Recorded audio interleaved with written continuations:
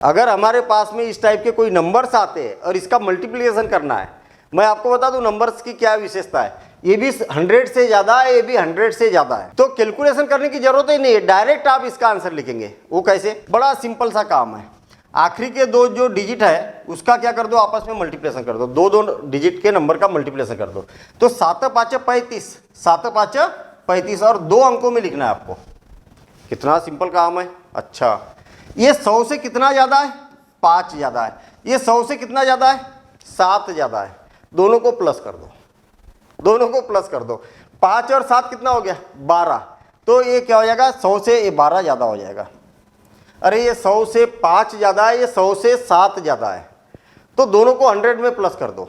तो 5 और 7 कितना हो गया? 12 हो गया। अरे इतना सिंपल काम है, आप करके देखना, इतना ही आंसर आएगा।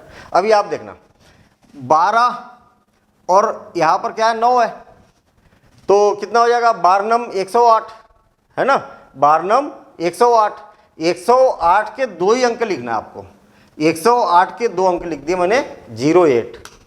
अब कितने बचे? 12 नम 108, तो एक बचा हासिल का। हाँ ठीक है। अब मुझे एक बात बताइए, एक हासिल का बचा हुआ है, उसको आप आगे चल के जोड़ना पड़ेगा हमें। कितना ज़्यादा है? 12। कितना ज़्यादा है? 9। 9 और 12 कितना हो गया? 21। और 21 और 1 कितना हो गया? 22। तो 22 100 से कितना ज़्यादा होगा? 22 ज़्यादा होगा, तो 122 यहाँ पर आंसर आ जाएगा। कितना सिंपल काम है। नहीं आया समझ में? और एक बार समझो, इसीलिए मैंने 3 एग्जाम्पल लिए। देखिए, इसका और इसका गुना कर दो, जो 100 से जितना भी ज़्यादा है उसका आपस में मल्टीप्लिकेशन कर दो।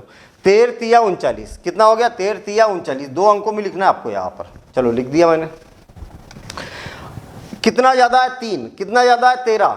दोनों को प्लस कर दो, तो कितना हो जाएगा? 13 और 3 16, तो 116। मतलब 100 से 16 ज़्यादा, मतलब दोनों मिला के 100 से कितना ज़्यादा है? 16 ज़्यादा है। ये 3 ज़्यादा है, ये 13 ज़्यादा है, तो टोटल 100 से कितना ज़्यादा है? 16 ज़्यादा है ना भाई। तो दोनों को जोड़ के यहाँ पर लिख दो, ये इसका फाइनल आंसर होगा। कितना मज़ेदार काम है। मतलब मैथ्स को अगर किया जाए, सही टेक्निक से किया जाए, तो इससे आसान कुछ है ही नहीं। है क्या? मैथ्स से आसान कुछ है ही नहीं।